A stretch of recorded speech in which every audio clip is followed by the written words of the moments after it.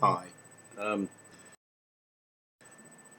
I started today thinking my theme was going to be studying King Lear, particularly a quote from King Lear, which a friend of mine mentioned. I sort of said, "Oh, the plot really thickens on some of this stuff." Roy said, and I said, "Well, on plot twists, what would you say? Would sum it up? A quote from Shakespeare."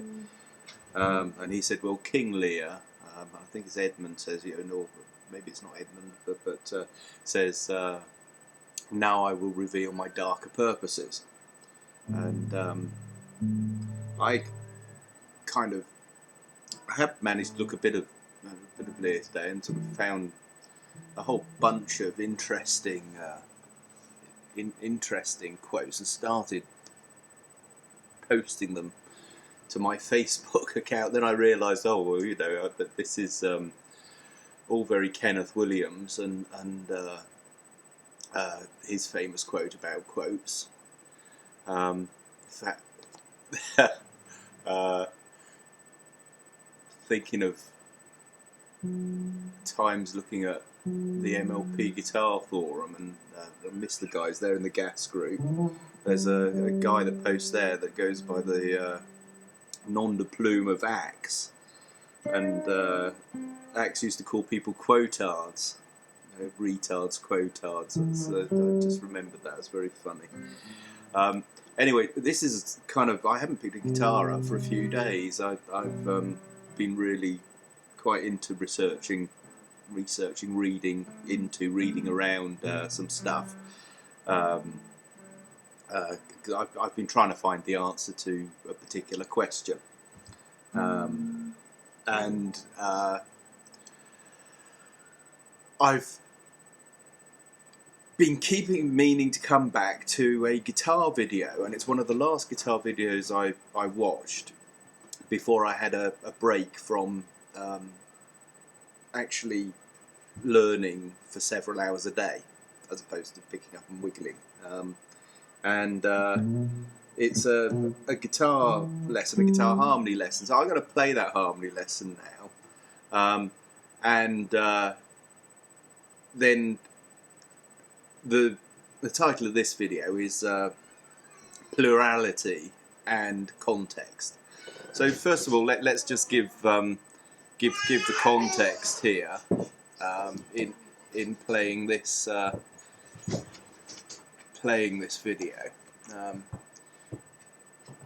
There's an ecology involved in all of this, and the ecology of my poor old Mac here is really struggling at the moment because I've got so much open that I'm filling up my RAM. Anyway, here's the jazz harmony lesson, which is hello, sweetheart. Do you want to come and play guitar with Daddy? Failed attempt at going on the bike outside, and he's very disappointed that he couldn't do it. He's very angry with the bike. Could you not do the bike? It's that little scooter thing. Oh, come on then. There we are. Are you going to show the people Plurality on the guitar, Rasmus? Working. Here we are. Were you looking for Daddy's plectrum? We'll do fingerstyle today, shall we? I've got it plugged in to make good noises. Wow, that's good. Oh, what do you say going eating soonish? I'm hungry. Yeah, I'd quite like to just do this video. Yes, it's So anyway, here's the video. This is the harmony lesson. Great channel, this on YouTube. Let's go full screen. There we go. Now we're going to do this lesson now, Rasmus. How to expand your harmonic vocabulary in 3 minutes.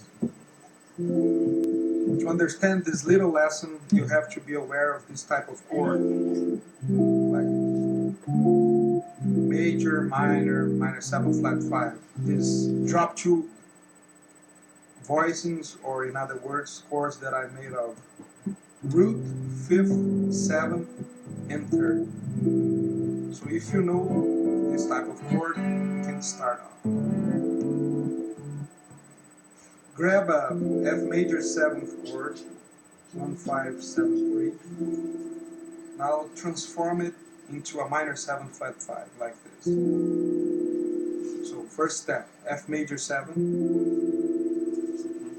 Second step, F minor 7 flat 5. And now, half step below, play a minor 7 chord. So what really happened here is that you play the D minor 9 chord, and the G7 chord, and a C major 9 chord. Plurality.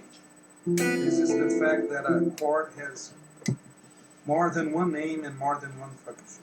So the F major 7 became a D minor 9. The F minor 7 flat 5 became a G7. And the E minor 7 became a C major 7. So if you do this in other type of inversions, like 1, 3, 5, 7, if I grab a F major 7th here, transform it into a minor 7 flat 5, Put it on. and then play a E minor 7, I have the same 2, 5, 1 and C major. D minor, G7, C major. You can do this in whatever inversions you are aware of. So you start with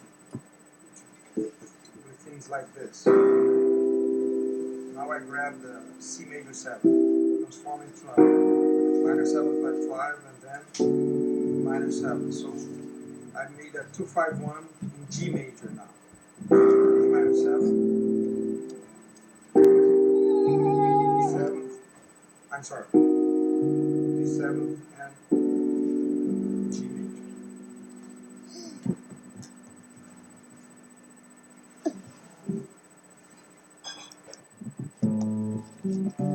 Now, the thing about that is that it's kind of profound on more than one level. From a guitar point of view, the idea of plurality of chords, which is both one chord having two or more names, and we find that elsewhere in music.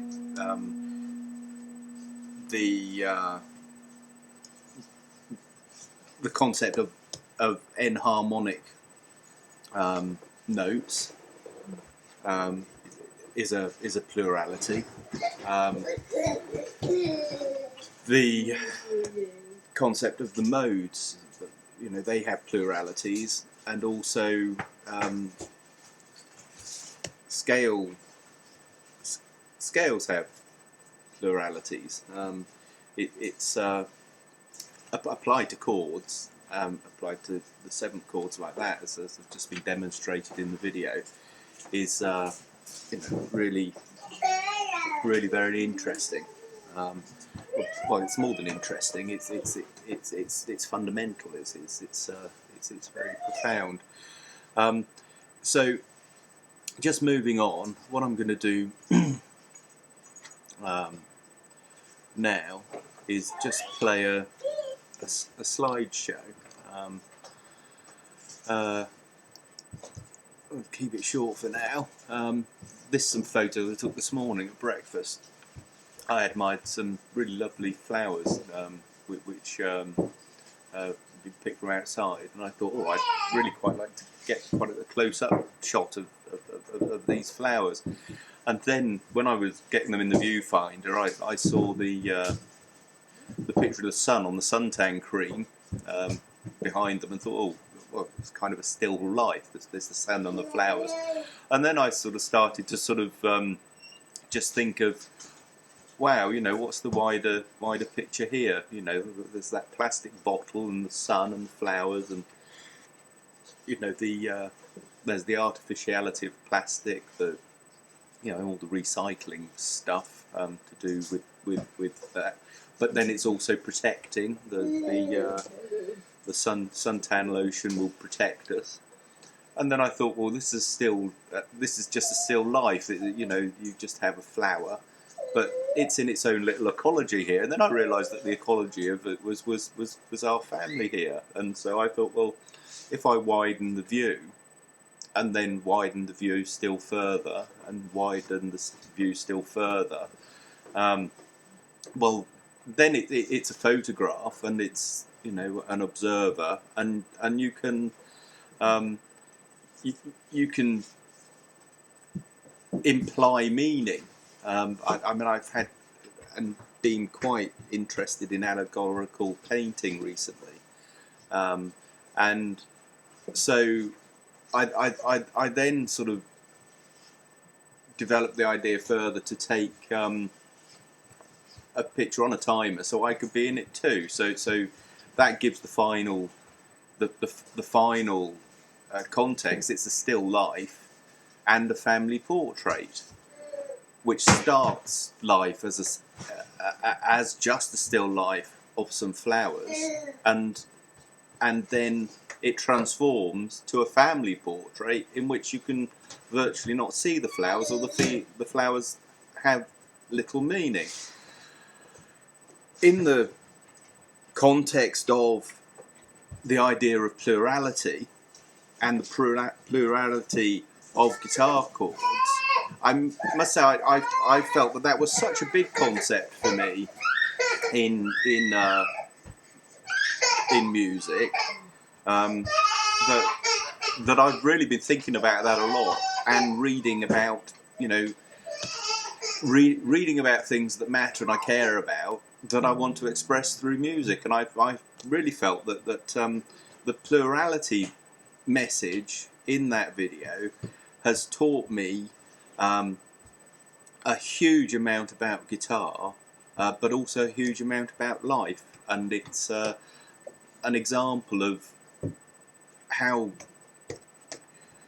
there is plurality in music, and there is also plurality in nature. And if we understand the context, we can understand that there are many, many uses for the same information. And that's really, you know, the point that I wanted to get across. So here's the slideshow. So I'm just going to play the slideshow, and I call the slideshow "Still Life: A Family Portrait."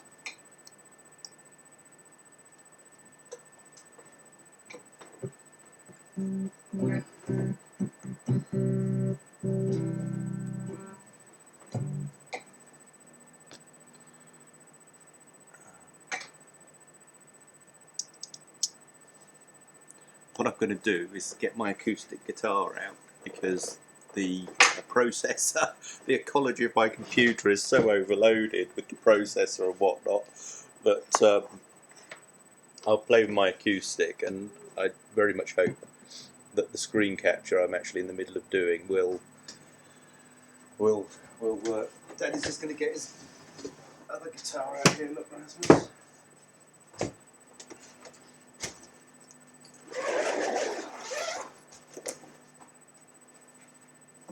So,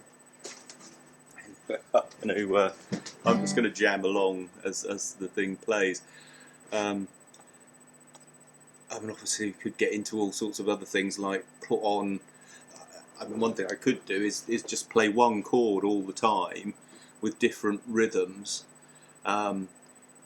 with a changing, you know, a changing chord sequence. Which is even in different keys, but with which the key that I'm playing actually belongs in that key. I'm not going to do that, but I mean, in terms of what plurality means, it's worth thinking about. So, Still Life: A Family Portrait.